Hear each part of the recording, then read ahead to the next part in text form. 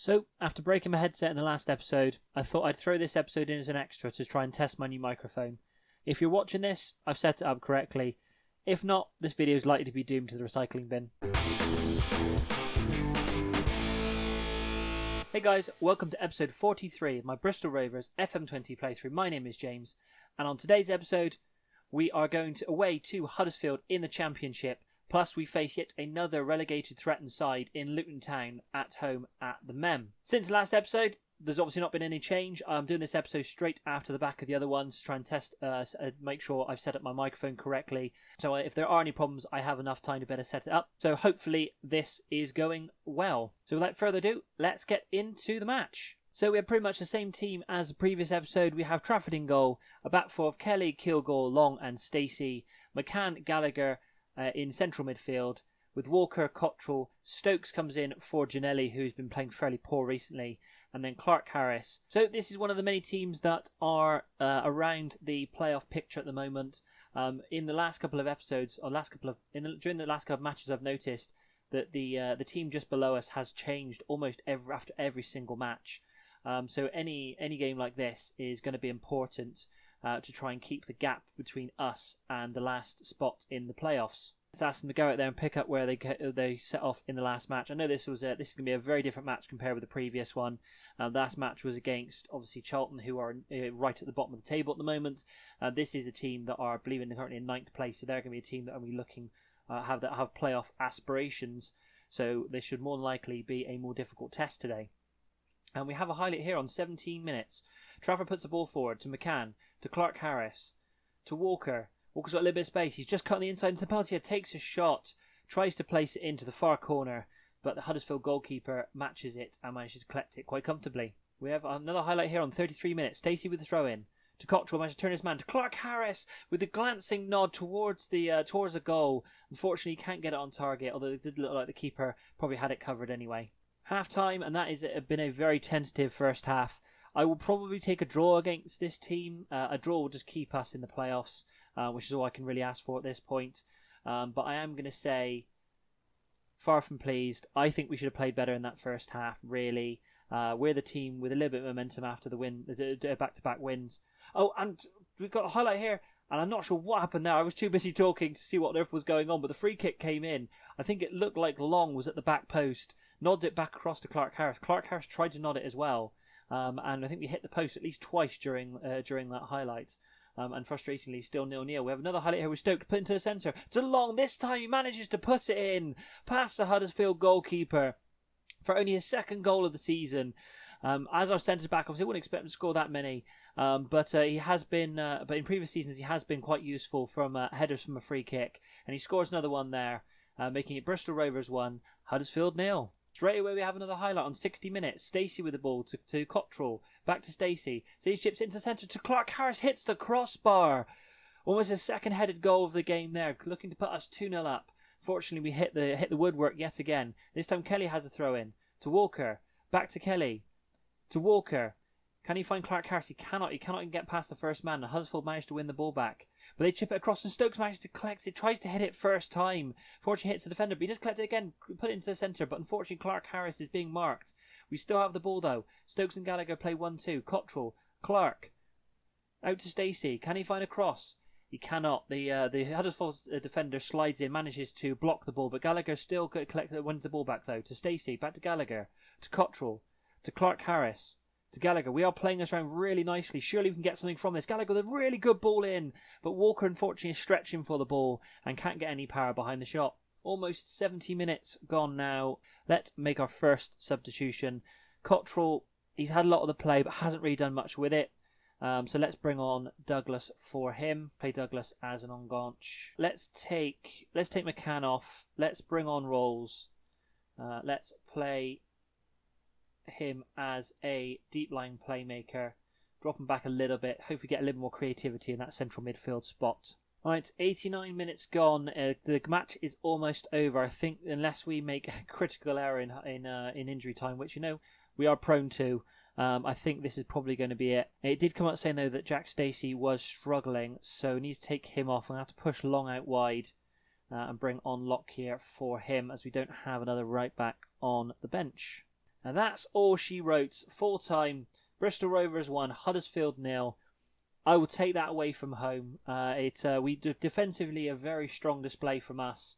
Unfortunately, our attacking half couldn't quite produce any more than just the one goal. And actually, that was produced by a defender, obviously with Long scoring the goal. But 1-0 away against a team that I say we're pushing for the playoffs because they're now 8 points behind. So they're probably dropping off. Leeds is probably going to be the only team now that will be looking with only 4 points behind Preston.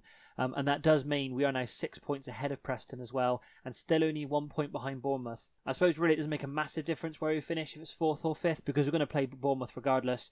I would presume that 3rd will play 6th, and then 4th will play 5th. So it's going to be the tough test against Bournemouth regardless of where we finish. But finishing higher up the table is always going to be a positive. But at the very least, as long as we're getting the results to keep us in the playoffs, that is obviously the key factor there. Right, on to the next match. It is match day 2 of the episode as we face Luton Town at the Mem. Luton Town coming into this off the back of 4 losses and we've won 3 on the trot. So expect this to trail out into a 0-0 draw more than likely. Right, and with a couple of changes, this is the team that is going to face Luton today. We have Trafford in goal. Kelly, Kilgore, Long and Stacey are the usual back 4. We have Rolls come in for McCann as a deep line playmaker with Gallagher partnering him in central midfield. We have Barrett coming in for Walker, Douglas in for Cottrell, Stokes still in on the right hand side for Giannelli with Clark Harris, the usual man up front. So this, like the Charlton game, I expect to be a win. I know anyone can beat anyone, as they say in the Championship. But we've beaten everyone in the bottom. We've beaten Brentford, we've beaten Charlton. I think we've beaten Blackburn and Hull, so we definitely need to cap that off by beating Luton as well. And actually, we beat Brentford and we beat comfortably. I think they had 2 shots on target in that game, and Charlton obviously we beat 4-0. So I would hope and expect a similar result from us today. And we have a highlight here on 23 minutes. Free kick with, I presume it's going to be with Stokes. No, it's with Gallagher. Round the wall, in off the post. I think the keeper tried to get to it there, but it was just out of reach. Beautiful free kick from Gallagher. We've seen him hit some in open play from just outside the box, but that is definitely up there with a beautiful curl right in the top corner. Keeper had very little chance to get to that. He got close there, but the goal goes in, and it is now Bristol Rovers 1, Luton 0. Right, highlight here on 40 minutes. Luton with the free kick into the centre. We managed to clear it though. Barrett manages to counter-attack. He's running at the defence. He's got a man coming back. He's got to go off. Although Clark Harris are they playing the advantage? Clark Harris has the ball into the centre. Can we have the free kick, please, ref? Can we go back at the free kick now? Because that was a terrible shot. Barrett back into the centre, looking for Long. Unfortunately, Long puts it over, and the nothing comes, unfortunately, from that free kick advantage. And going into half time, 1-0 up, not quite as strong a scoreline as I'd hoped. But one thing I did notice during the first half was we have jumped up to 4th place. Watford were actually down below Derby at one point. They now appear to have gone ahead again. They do have a game in hand though.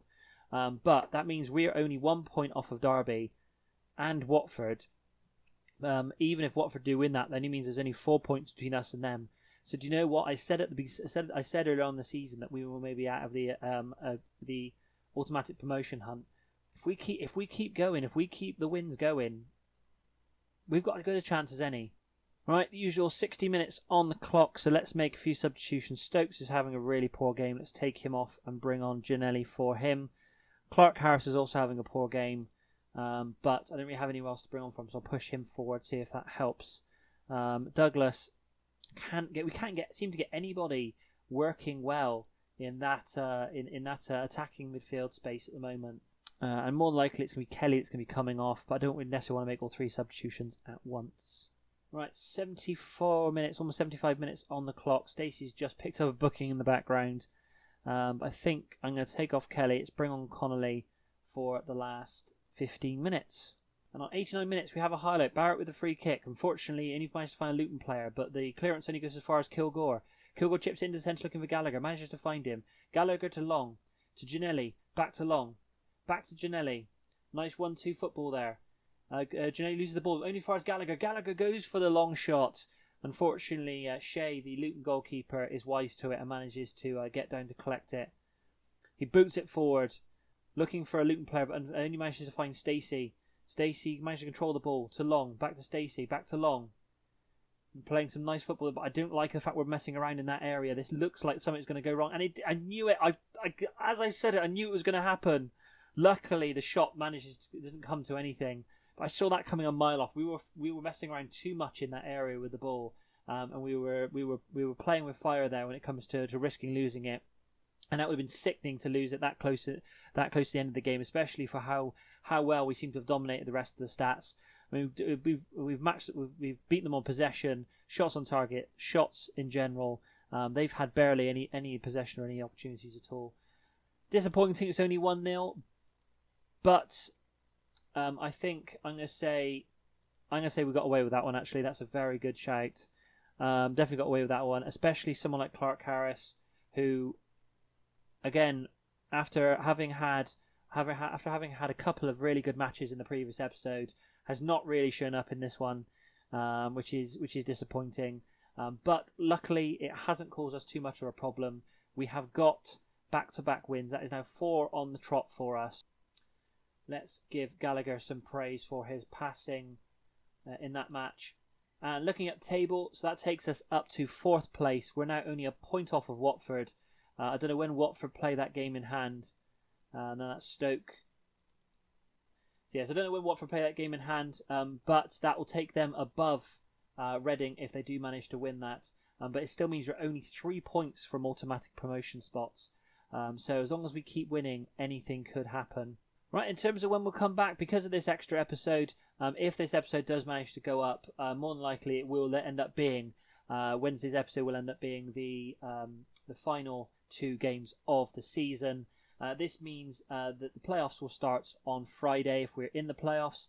If we're automatic promotion, the series ends a little bit early. But if we do end up in the playoffs, Friday's episode will be the semi-finals of the playoffs, with Monday's episode, as in this time next week, will be the final if we manage to make it. If we don't, the series ends Friday. If we do, then we end up with a final on Monday.